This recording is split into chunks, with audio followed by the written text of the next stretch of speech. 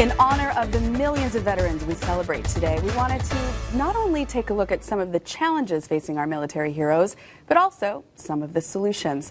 One such challenge involves an ambitious pledge this administration has made specifically to our veterans, the promise to end homelessness by 2015.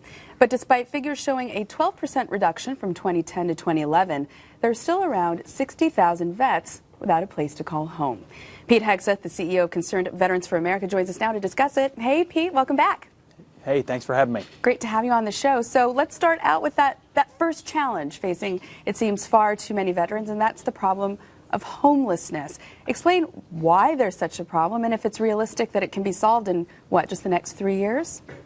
Yeah, I mean, there is a problem, and there will continue to be a problem. I think it's a little bit unrealistic to say you're going to end vets' homelessness. It's sort of it strikes me as a utopian vision that we will get rid of it altogether completely.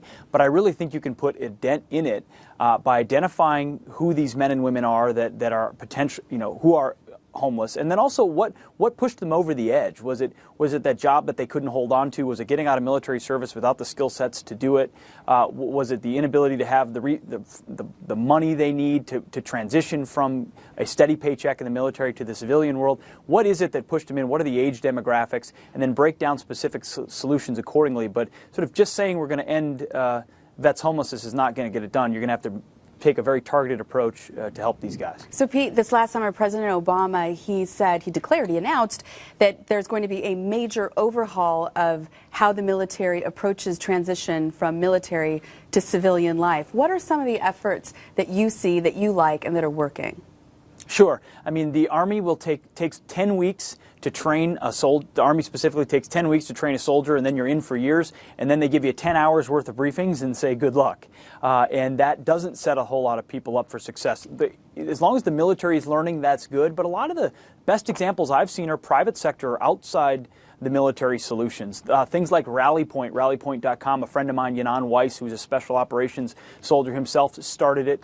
And what it does is creates a network inside in the military where you can essentially network, create connections while in the military to advance your career, but also to prepare for the future.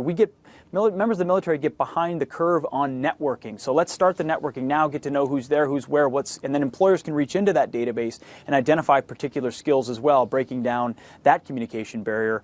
Springster.com is a site that was started to provide seed money for vets that are entrepreneurs and want to start businesses.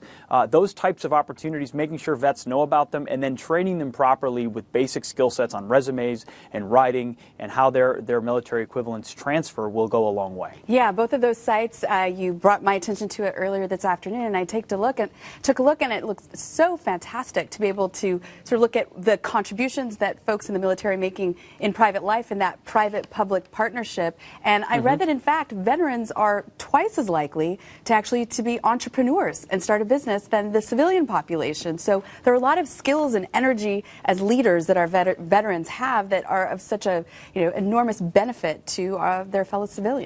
No, you're right. We're an independent ilk. There are a lot of guys that get out of the military, they're done taking orders, and they want to go out there and build a business of their own. And how do we empower them to do that? Things like rallypoint.com that connect them, that give them those initial connections, and then Springster that says, hey, here's some capital to go out and do it. And then the networks they have in the military and reaching out to businesses that are friendly to their ideas.